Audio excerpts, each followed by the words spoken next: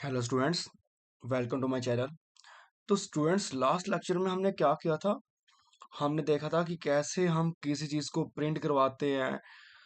Means example string value को हमने print करवाया था, और मेरे साथ में एक और चीज़ बताई थी मैंने आपको कि कैसे हम एक इंटीजर वैल्यू को प्रिंट करवा सकते हैं। और उसी के साथ में हमने समझा था कि फॉर्मेट स्पेसिफायर का यूज़ क्या है। मीन्स फॉर्मेट स्पेसिफायर को समझा था, और हमने सिर्फ एक स्पेसिफायर का यूज़ किया था जिसका नाम क्या होता है? Percent D. Percent D means integer value के लिए हम यूज करते हैं, परसेंट डी का यूज करते हैं। और किस लिए यूज करते हैं? समझाने के लिए कंपाइलर को कि ये जो मेरी वैल्यू हम प्रिंट कर रहे हैं वो एक इंटीजर वैल्यू की होने वाली है। आ रहा समझ? इसलिए हम उस फॉर्मेट को स्पेसिफाई करवा रहे हैं कंपाइलर को कि भाई साहब मेरी जो वैल्यू है वो एक इंटीजर वाली वैल्यू है। तो उसके लिए हमने क्या लगाया था? परसेंट डी लगाया था। और साथ में हमने क्या किया था? हमने किया था कि अपना सबलाइन जो आईडी है, आईडीई को हमने इंस्टॉल किया था, क्योंकि वो उसका साइज बहुत कम है। और जितना आपकी लैब का साइज कम होगा उतना वो लैग कम करेगी, और जितना आपका लैग कम होगा उतना आपका जो प्रोग्राम है उसको करने का मजा आएगा, मैं जल्दी काम हो जाएगा आपका। ठीक है? तो ये सब हमने लास्ट में किया था, और मैंने आपको लास्ट लेक्चर में बताया था कि आज हम क्या करेंगे। नेक्स्ट लेक्चर हमने क्या करना था? नेक्स्ट लेक्चर में आज हम क्या करने वाले हैं, हम उसी इंटीजर वैल्यू को आगे बढ़ाएंगे। ठीक है? उस दिन तो मैंने क्या किया था? एक इंटीजर वैल्यू को प्रिंट करके दिखाया था, साथ में स्ट्रिंग वैल्यू को। और आज हम क्या करना है? आज हमने पॉइंट वाली वैल्यू को प्रिंट करना है। फॉर एग्जांपल 4.2 हो गया। ठीक है? फ्लोटिंग पॉइंट वैल्यू कहते हैं इसको, डेसिमल वैल्यू कहते हैं इसको, फ्लोट वैल्यू कहते हैं इसको। ठीक है? और पॉइंट के आगे अगर आपने डिजिट ज्यादा का यूज करना है, मीन आपने से अपना 10 to 12 डिजिट्स का यूज करना पॉइंट के आगे, तो हम डबल टाइप का यूज करते हैं। ठीक है? उसका साइज देखेंगे कितना साइज होता है, और साथ में देखेंगे हम कैरेक्टर वैल्यू कैसे प्रिंट करते हैं। साथ में चेक करेंगे कि हम स्ट्रिंग वैल्यू कैसे प्रिंट करते हैं। ठीक है? तो इन सबको जानेंगे, मीन थोड़ा डीप में जानते हैं फॉर्मेट स्पेसिफायर्स के बारे में। ओके गाइस, तो चलो चलते हैं। सबसे पहले ओपन करो फिर से वो सबलाइन अपना। तो सबलाइन इसको ओपन कर लो। ओके गाइस, तो करना क्या है? देखो, लास्ट हमने ये किया था। ठीक है? आज हम ना न्यू फाइल बनाते हैं फिर से। और न्यू फाइल बनाने से पहले देखो, आज हम ना एक नया फोल्डर बनाते हैं। ठीक है? लास्ट टाइम तो हमने देख लिया कि कैसे हम डेस्कटॉप पे फाइल बना के कैसे काम करते हैं। आज ना हम नया फोल्डर बनाते हैं। ठीक है? तो करना क्या है? देखो, ये सी नाम से मेरा पहले फोल्डर बना हुआ है, इसको मैं डिलीट कर देता हूँ। मैं दोबारा से बनाते हैं। तो करना क्या गाइस, आपने फोल्डर बनाने के लिए अपना न्यू पे आओ। मैं फिर से बताता हूँ। राइट क्लिक करो, और राइट क्लिक करके आप क्या करो? न्यू पे आओ। पूछ रहा है क्या बनाना आपने न्यू में, तो आप इसको बताओ भाई साहब मैंने क्या बनाना है? एक फोल्डर बनाना है जिसका नाम क्या है? आप नाम रख दो इसका, सी फोल्डर रख दो नाम। ठीक है? और ये लिख के एंटर कर दो। तो ये आपका तैयार होगा फोल्डर। तो हम इसी फोल्डर के अंदर क्या बनाएंगे? सारी फाइल्स बनाएंगे। ठीक है? कौन सी वाली? सी की फाइल बनाएंगे। ठीक है? देखो, अभी हम कैसे बनाएंगे फाइल? तो सबसे पहले चलते हैं सबलाइन के अंदर, उसको ओपन करो। और करना क्या है? फाइल को करो आप सेव। बट इस बार मैं डेस्कटॉप पे सेव नहीं करूंगा। मैं डेस्कटॉप के अंदर एक जो हमने खुद का बनाया फोल्डर, उसके अंदर ये सेव करने वाला हूं मैं। लिखो, क्लिक करो यहाँ पे, और यहाँ पे किस फाइल से आपने एक फाइल बनानी है। यहाँ पे अपना सी फोल्डर के अंदर हम बनाएंगे, हम बनाते हैं स्टार्ट डॉट सी नाम से बनाते हैं। ठीक है? फाइल। और ये फाइल को लिख के आप कर दो सेव, कर दो। यहाँ पे हो गई सेव फाइल। चलो, ये तो हो गया। अब फिर से क्या करते हैं? हम बनाते हैं अपनी फर्स्ट काम करते हैं हेडर फाइल का। और आपको पता है हेडर फाइल कैसे बनाते हैं हम? जो सबसे ऊपर होता है हेड होता है, इसलिए हेड से बना हेडर फाइल बन गया। ठीक है? तो हेडर फाइल, अगर हेड आपका काम करेगा तभी ऐसे मेन फंक्शन, मीन्स एग्जांपल के तौर पर समझ लो, जैसा आपका दिमाग काम करता है ना, तो वही आपका मेन फंक्शन नीचे का बॉडी का काम करता है। तो सेम हमें ऊपर बनानी पड़ेगी हेडर फाइल। और what is this? Hashtag pre processor. Means processor को स्टार्ट करने से पहले हम क्या करेंगे? हम करेंगे कुछ इंक्लूड करेंगे यहाँ पे। ठीक है? मीन्स प्री प्रोसेसर स्टार्ट करने से पहले हम करेंगे इंक्लूड करेंगे। और क्या इंक्लूड करेंगे? मीन्स स्टोर क्या करेंगे हम? और जो भी स्टोर करेंगे इस ब्रैकेट्स के अंदर करेंगे। और क्या स्टोर करना है हमने, हमने एक हेडर फाइल जो लगानी है यहाँ पे, जिसका नाम क्या है, stdio.h। ओके, तो इस फाइल का हम करेंगे यूज, इस डायरेक्टरी का यूज करेंगे हम यहाँ पे। और मीन्स आपको मैंने पहले बता दिया एसटीडी क्या होता है। एसटीडी एक स्टैंडर्ड होता है, ठीक है, हर एक चीज का स्टैंडर्ड होता है। जैसे आईएसआई हो गया, आईएसओ हो गया, ये भी क्या एसटीडी स्टैंडर्ड है। किसका स्टैंडर्ड है, ये अपना अपना सी का, अपने सी का लैंग्वेज का क्या स्टैंडर्ड है। और उसके अंदर हम क्या करेंगे, हम इनपुट, आई मीन इनपुट और आउटपुट ऑपरेशन परफॉर्म कराएंगे। और डॉट का एच क्या है, ये आपकी हेडर फाइल है, ठीक है। समझ लो भाई, इसको अच्छे समझ लो, ठीक है। तो ये आपका क्या है, एसटीडी स्टैंडर्ड होता है। आई मीन इनपुट, क्योंकि हम किससे इनपुट लेनी है, मीन किससे ना पूछना है, तो हम आई का यूज करेंगे, क्योंकि आई के पास एक फंक्शन है स्कैन एफ। और ओ के पास क्या है भाई, ओ क्या है, आउटपुट। उसने मैं जो भी जैसे हमने पर्सन नाम पूछा वो इनपुट हो गया, उसने मुझे बताया अपना नाम, वो आउटपुट हो गया। तो अगर कुछ प्रिंट करवाना है तो हम किसका यूज करेंगे, ओ का यूज करेंगे, आउटपुट। और ओ के पास क्या है, प्रिंट फंक्शन है, ठीक है। तो हेडर फाइल तो तैयार होगी हमारी, दिस इज हेडर फाइल। मैं लिख देता हूँ यहाँ पे, ये क्या आपकी, ये आपकी हेडर फाइल है, ठीक है, जो सबसे ऊपर लगी हुई है। और उसके बाद हम करेंगे यूज मेन फंक्शन का, मेन फंक्शन, मेन फंक्शन, ठीक है। ये अभी कुछ नहीं था, जब मैंने क्या लगाया आगे, दो ब्रैकेट्स लगा दी, तो ये मेन का बन गया, फंक्शन बन गया। और हर एक मेन फंक्शन की क्या होती है, बॉडी होती है। हर एक मेन फंक्शन क्या होती है, बॉडी होती है। और जिस मेन फंक्शन की बॉडी नहीं होती, या किसी भी फंक्शन की बॉडी अगर नहीं होती, तो हम कैसे बंद करते हैं उसको, हम उसको बंद करते हैं सेमीकोलन से बंद करते हैं, ठीक है, उसको सेमीकोलन से बंद करते हैं। बट इसकी बॉडी है, तो हम इसको कैसे ओपन करेंगे, करली ब्रेस ओपन एंड करली ब्रेस क्लोज। और जो भी काम करेंगे इसके अंदर करेंगे।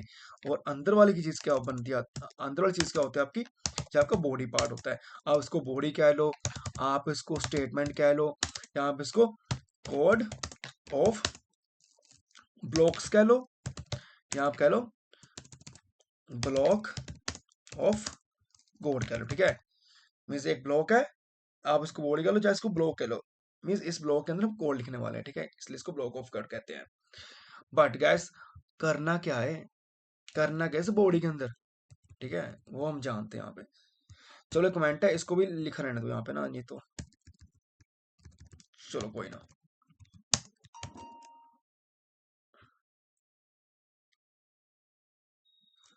क्या करना है, सबसे पहले क्या करना है, हमने एक फाइल को प्रिंट करना है, ठीक है, हमने एक चीज को प्रिंट करना है।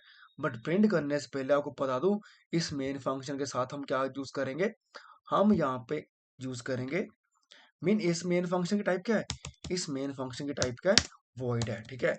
वॉइड मीन्स वॉइड कुछ भी रिटर्न नहीं करता। और अगर इंट लगाएंगे यहाँ पे, इंटीजर के लिए इंट होता है, ठीक है, तो इंट के लिए हम क्या करेंगे, रिटर्न लिखेंगे 0। रिटर्न 0 मीन्स जो भी इसके अंदर काम करेंगे, और उसके बाद क्या लिखेंगे, रिटर्न 0 लिखेंगे। मीन्स रिटर्न 0 का मतलब क्या होता है, रिटर्न 0 का मीनिंग ये होता है कि हम इसके बाद कुछ नहीं करेंगे अब, ठीक है। मीन्स आपका काम खत्म हो चुका है यहाँ पे, मीन्स रिटर्न 0, आगे हम उसके कुछ नहीं कर सकते, ठीक है। बट ये सारा टॉपिक जो है ना, इंट हो गया, इंट मेन हो गया, मैं अपना वॉइड मेन हो गया, ये क्या सब क्या होता है, मैं इसको अच्छे से समझाऊंगा जब आप पढ़ोगे ना, फंक्शन का टॉपिक पढ़ोगे।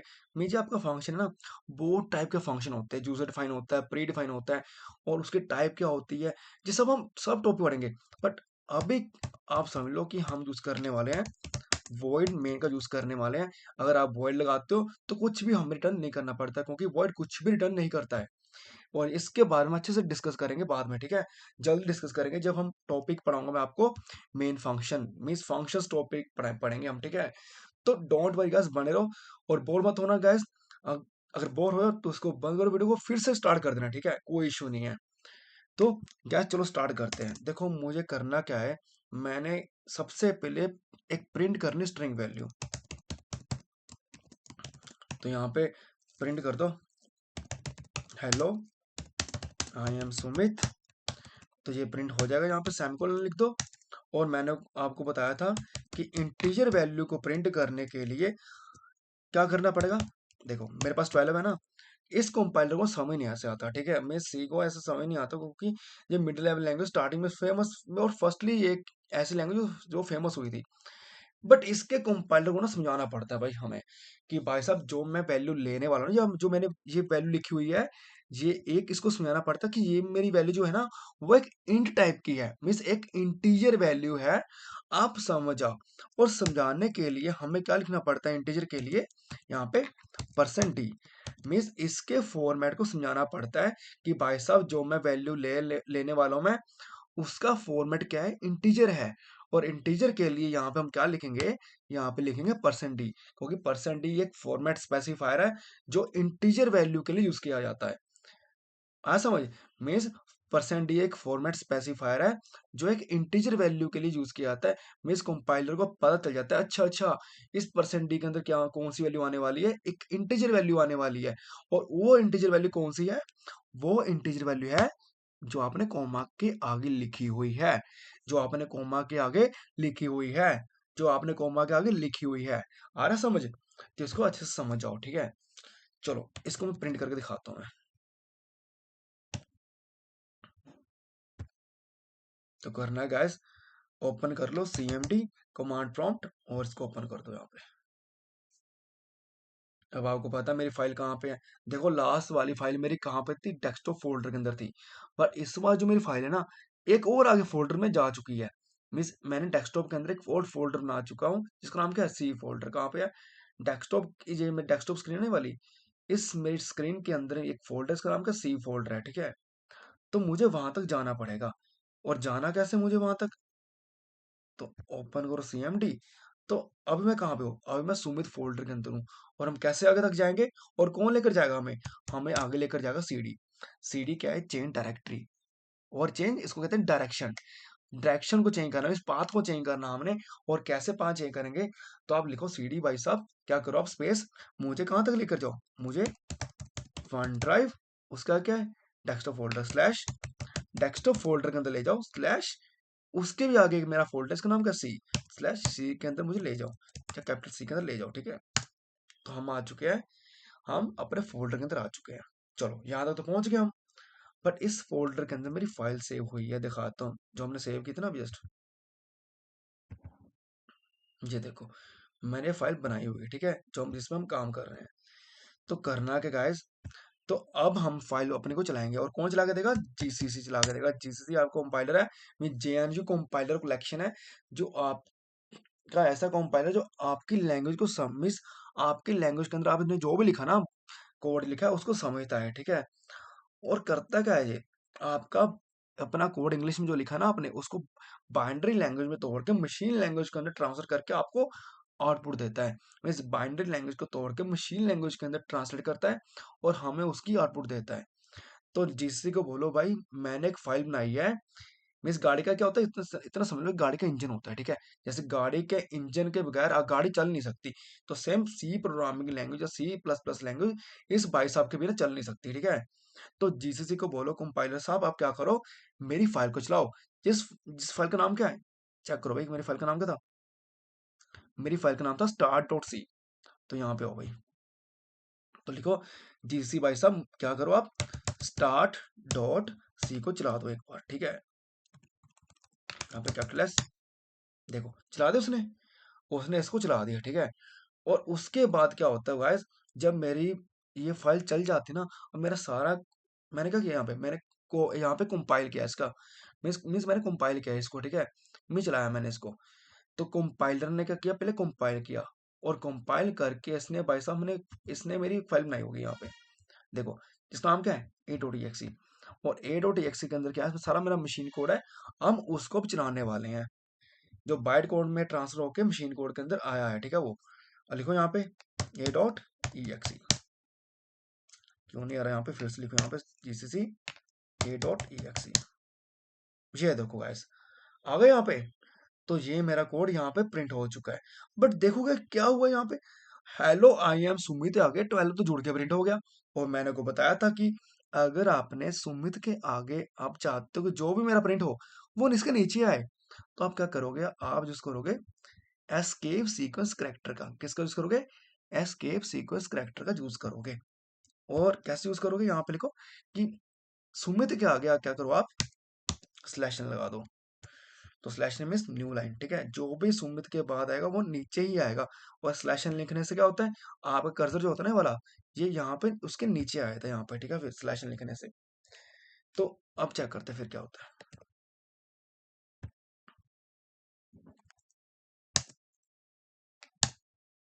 ये देखो गाइस, तो हेलो आई एम सुमित तो प्रिंट किया मैंने, और उसके बाद आपने क्या किया था, स्लैश नहीं किया था। और स्लैशन से क्या हुआ, आपका जो 12 लिखा था वो के कहाँ पे आ गया, इसके नीचे आ गया, ठीक है। तो देखा गाइस, ऐसा हम इंटीजर वैल्यू को प्रिंट करवा सकते हैं। तो अब ये तो हो गया इंटीजर वैल्यू। सोचो मेरे पास कौन सी वैल्यू, मेरे पास अगर वैल्यू कौन सी है, 12.34। ओके, अगर मेरे पास डेसिमल वैल्यू है ना, तो डेसिमल वैल्यू के लिए मैं क्या करूंगा, मैं देखो डेसिमल वैल्यू के लिए आपको एक फॉर्मेट स्पेसिफायर का यूज करना पड़ेगा। जैसे इंटीजर के लिए क्या होता है, परसेंट डी होता है ना, तो सेम यहाँ पे परसेंट, यहाँ पे क्या आएगा, मीन्स अगर आपके पास कौन सी वैल्यू है, अगर आपके पास पॉइंट वैल्यू है, फ्लोटिंग पॉइंट वैल्यू है, या डेसिमल डेसिमल वैल्यू कह सकते हो आप। अगर आपके पास डेसिमल वैल्यू है ना, तो यहाँ पे परसेंट का लिखो आप, परसेंट एफ लिखो यहाँ पे, means floating point value, float, ठीक है। तो परसेंट की अपना परसेंट क्या लिखेंगे, एफ लिखेंगे। ये सब क्या है, परसेंट डी परसेंट एफ, ये है फॉर्मेट स्पेसिफायर। हमें कंपाइल को समझाना पड़ता है कि भाई साहब जो मेरी वैल्यू है ना, वो एक पॉइंट वैल्यू है, तो पॉइंट वैल्यू के लिए हम क्या लिखते हैं, परसेंट एफ लिखते हैं यहाँ पे, ठीक है। तो वो चलता नहीं यहाँ पे। तो यहाँ पे करना क्या, अब इसको रन कर देना है। तो चलाते हैं। तो गैस देखना अब मेरा आंसर क्या आता है।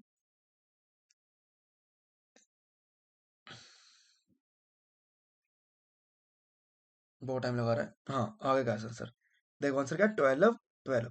बट ये आंसर सही है, बट ये ज्वाइंट होके प्रिंट हुआ, क्यों, क्योंकि मैंने 12 के आगे क्या लगाया, स्लैश लगाया।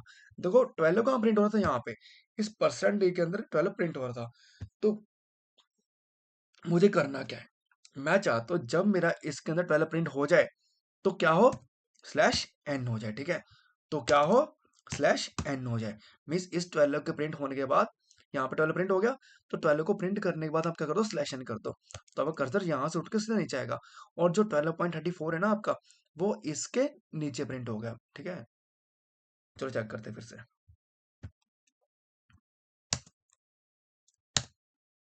देखा, तो 12.34 प्रिंट होगा, और साथ में कितनी zero I, by default 6 zero आती है, ठीक है यहाँ पे। बट मैं नहीं चाहता मैं 6 जीरो लेकर आऊँ।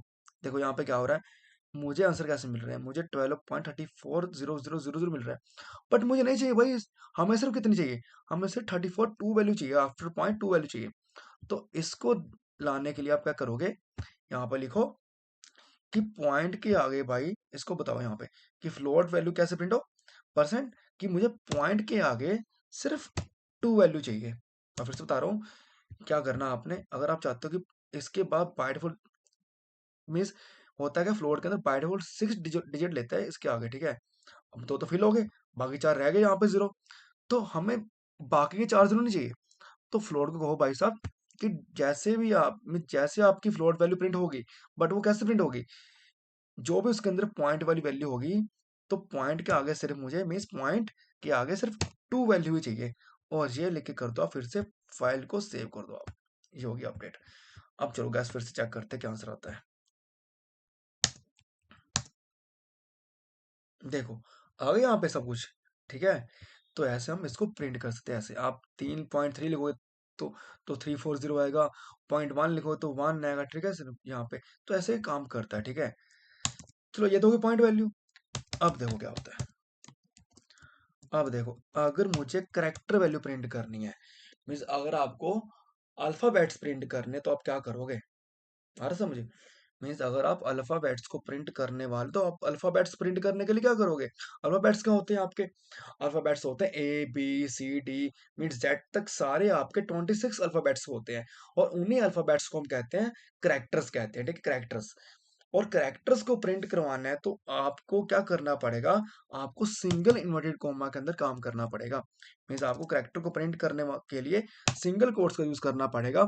और फिर क्या लिखो यहाँ पे, कुछ भी कैरेक्टर ले लो, यहाँ पे मैं ले जी ले लिया, ठीक है। यहाँ पे तो जी को अगर प्रिंट करना है तो ऐसे जी प्रिंट नहीं होगा यहाँ पे, ठीक है। मैं प्रिंट कर दिखाई देता हूँ एक बार ना, चेक करो पहले।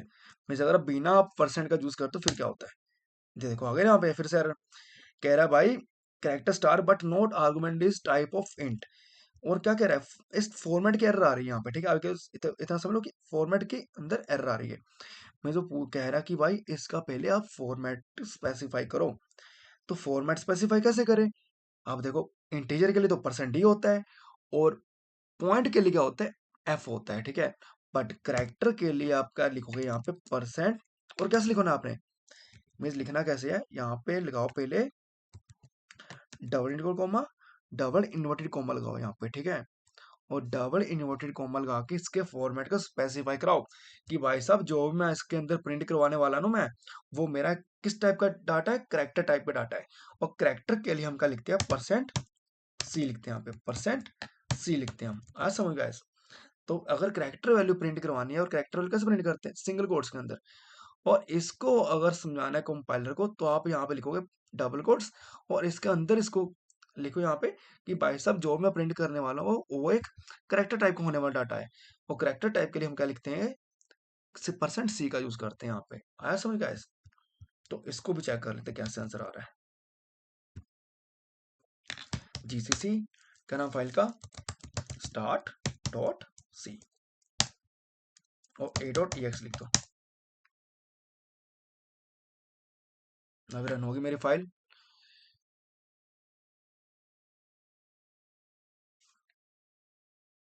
तो देखो गाइस यहाँ पे क्या हो चुका है, यहाँ पे सारी क्या हो चुकी है, यहाँ पे फाइल्स यहाँ पे प्रिंट हो चुकी हैं, ओके। यहाँ पे सारी फाइल्स आपकी प्रिंट हो चुकी है। बट जी कैसे आया, ये जी भी ज्वाइंट हो गया है। तो यहाँ पे भी क्या लगाओगे आप, यहाँ पे लगाओगे स्लैश लगाओगे कि जो भी वैल्यू इस फ्लोट के अंदर प्रिंट हो रही है, उसके बाद मैं क्या मुझे क्या चाहिए, इसके बाद जो वैल्यू प्रिंट हो रही है, मैं फ्लोट के बाद जो वैल्यू प्रिंट हो रही है वो नीचे इसके है। तो क्या हो, आपने क्या स्लैश लगा दिया, मैं जो वैल्यू यहाँ पे आएगी प्रिंट हो गया, उसके बाद क्या हो जाएगा, सिलेक्शन हो जाएगा। तो अब कर्सर यहाँ से उठ के नीचे आ जाएगा यहाँ पे, ठीक है। और जी उसके नीचे प्रिंट करेगा। चेक करते हैं अभी।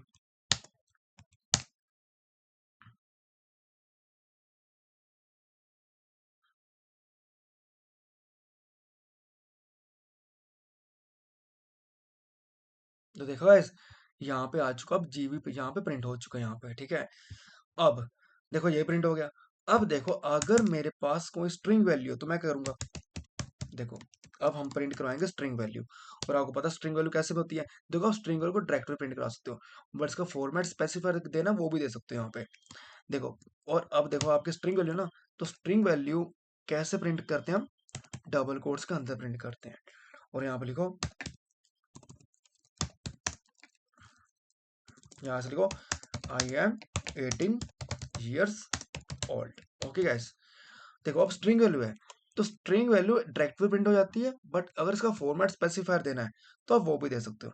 तो लिखो यहाँ पे लिखो डबल कोट्स, और इसका फॉर्मेट स्पेसिफायर क्या होता है, परसेंट एस होता है, ठीक है। तो स्ट्रिंग वैल्यू के लिए हम क्या लिखते हैं, परसेंट एस लिखते हैं यहाँ पे, स्ट्रिंग से परसेंट एस बन गया यहाँ पे। और जो वैल्यू प्रिंट होगी इसके बाद होनी चाहिए, परसेंट सी के बाद, में परसेंट सी के अंदर जी प्रिंट होगा, और इसके बाद हो जाएगा स्लैशन, और कर्सर आपका आ जाएगा नीचे। और क्या प्रिंट करेगा इसके अंदर, परसेंट इसके अंदर आई एम 18 years old। तो इसको भी चेक कर लेते हैं। ये देखो है, तो सारी वैल्यूज आपको मिलके प्रिंट हो गए, ठीक है। तो ऐसा समझ गया, ऐसा मल्टीपल टाइप्स की वैल्यू प्रिंट करवा सकते हैं फॉर्मेट स्पेसिफायर की हेल्प से, ठीक है। मल्टीपल वैल्यू प्रिंट करवा सकते हैं फॉर्मेट स्पेसिफायर की हेल्प से, ठीक है। आ रहा समझ। यहाँ पे लिख देता हूँ मैं कि परसेंट डी जो था वो किस लिए था, यहाँ पे लिख देता हूँ। यहाँ पे बहुत सारे फॉर्मेट स्पेसिफायर होते हैं, ठीक है। उसके बाद उसका हम आगे बात करेंगे, ठीक है। क्योंकि हम पहले पहले पढ़ने वाले डाटा टाइप्स क्या होती हैं, वेरिएबल्स क्या होते हैं, ये सब पढ़ेंगे। उसके अंदर बताऊंगा ये सब क्या होते हैं, किस किस टाइप के क्या क्या फॉर्मेट स्पेसिफायर होते हैं। तो बट ये ना ये आपकी बेसिक चीजें थी तो आपको पहले आनी चाहिए, ठीक है। तो यहाँ पे लिखो परसेंट डी किस लिए होता है, ये होता है इंटीजर वैल्यू के लिए होता है, ठीक है। ओके। और ये परसेंट एफ होता है डेसिमल वैल्यू के लिए, ठीक है, परसेंट एफ डेसिमल वैल्यू होता है। और जो आपका परसेंट सी है ये होता है आपका अल्फाबेट के लिए, ठीक है, अल्फाबेट्स के लिए। और ये परसेंट एस ये होता है पूरे सेंटेंस के लिए आपके, ठीक है, ये पूरे सेंटेंस के लिए होता है। बट सी के लिए इंटीजर क्या बन जाता है, देखो मैं अब डाटा टाइप्स कुछ बता ही देता हूँ, ठीक है, डाटा टाइप्स के बारे में बता देता हूँ मैं। देखो सी के अंदर हम इंटीजर वैल्यू को लिखते हैं, हम इंट लिखते हैं, ठीक है। तो परसेंट डी लगाया जाता है इंट के लिए, यहाँ लगाया जाता है यहाँ पे। इसके बारे में पढ़ेंगे डाटा, ये सब क्या है, ये आपकी डाटा टाइप्स होती है, ठीक है, इनके बारे में पढ़ेंगे। और डेसिमल वैल्यू के लिए हम सी के अंदर इसको क्या लिखते हैं, हम डाटा इसकी डाटा टाइप बन जाती है सी के अंदर डेसिमल वैल्यू के लिए फ्लोट बन जाती है, ठीक है। ये सब पढ़ेंगे, ठीक है। अब नेक्स्ट टॉपिक ये पढ़ने वाले हैं हम, फ्लोट क्या होता है, इंट क्या होता है, और परसेंट सी को हम कहते हैं सी के अंदर कैर कहते हैं, करेक्टर के लिए कैर कहते हैं, ठीक है। और स्ट्रिंग वैल्यू के लिए हम क्या कहते हैं, स्ट्रिंग के लिए हम क्या कहते हैं, परसेंट एस कहते हैं। बट गाइस इसमें सीन ऐसा है कि इसमें ना स्ट्रिंग वैल्यू होती नहीं है, स्ट्रिंग इसके अंदर डाटा टाइप ही नहीं है, ठीक है। इसको हम इसको बनाते हैं एज ए स्ट्रिंग टाइप का। ये सब हम पढ़ने वाले हैं, ठीक है, ये सब हम आगे पढ़ेंगे, ठीक है। अभी आपको लग गया पता। तो हम ऐसे फॉर्मेट स्पेसिफायर का यूज करके मल्टीपल वैल्यूज को प्रिंट कराते हैं। तो ऐसा करो गैस, अभी के लिए इसको छोड़ो, हम इसको पढ़ेंगे नेक्स्ट लेक्चर में, ठीक है, अच्छे से पढ़ेंगे, ठीक है, इसको कि क्या क्यों यूज करते हैं। अभी के लिए समझो कि हम इनका क्यों यूज करते हैं। परसेंट डी का इंटीजर के लिए यूज करते हैं, परसेंट एफ को डेसिमल वैल्यू के लिए प्रिंट करने के लिए यूज करते हैं, परसेंट सी को अल्फाबेट्स को प्रिंट करने के लिए यूज करते हैं, और परसेंट एस को सेंटेंस को प्रिंट करने यूज करते हैं। सेंटेंस एक जो पूरा सेंटेंस बनाते हैं ना, hello world, hello my name is, ये आपका सेंटेंस होता है, ठीक है। तो इनका अगर यूज करना तो हम डबल कोट्स में देते हैं वैल्यू, स्ट्रिंग वैल्यू इसको कहते हैं स्ट्रिंग वैल्यू। उसके लिए क्या होता है, परसेंट एस होता है। आएगा समझ। तो ये हमारे थे मल्टीपल फॉर्मेट स्पेसिफायर, और हमने यहाँ पे इसको प्रिंट किया हुआ है, ठीक है। और आप कुछ भी कर सकते हो भाई। देखो मेरे पास क्या है, मेरे पास अगर मैंने क्या लिखा 12+12 तो क्या आंसर आना चाहिए 24। ओके, चेक करो यहाँ पे क्या आता है। ये देखो 24, आप जो करना वो कर सकते हो यहाँ पे, ठीक है। और मैंने अगर यहाँ पे क्या लिखा 12.34 प्लस 56.12 या 10, तो उसको भी चेक कर लेते हैं। ये देखो यहाँ पे भी आ गया आंसर। तो ऐसा जो चाहो आप कर सकते हो यहाँ पे, ठीक है, प्लस माइनस मल्टीप्लाई जो चाहो आप यहाँ पे कर सकते हो यहाँ पे, ठीक है। इतना तो प्रिंट आउट समझता है फंक्शन कि मेरे अंदर क्या चल रहा है, ठीक है। बस उसके फॉर्मेट स्पेसिफायर को स्पेसिफाई करना पड़ता है। कंपाइलर इसको अंडरस्टैंड कर लेता है देख के कि परसेंट डी के अंदर एक इंटीजर वैल्यू आ रही है। आज समझ गए। अब नेक्स्ट लेक्चर हम देखेंगे इसका एडवांस देखेंगे, ठीक है। और क्या देखेंगे कि हम वेरिएबल्स क्या होते हैं, मीन्स वेरिएबल्स क्या होते हैं, डाटा टाइप्स क्या होती हैं, वैल्यूज कैसे हम प्रिंट करते हैं वेरिएबल की हेल्प से। ये सब टॉपिक्स को जानेंगे नेक्स्ट लेक्चर के अंदर।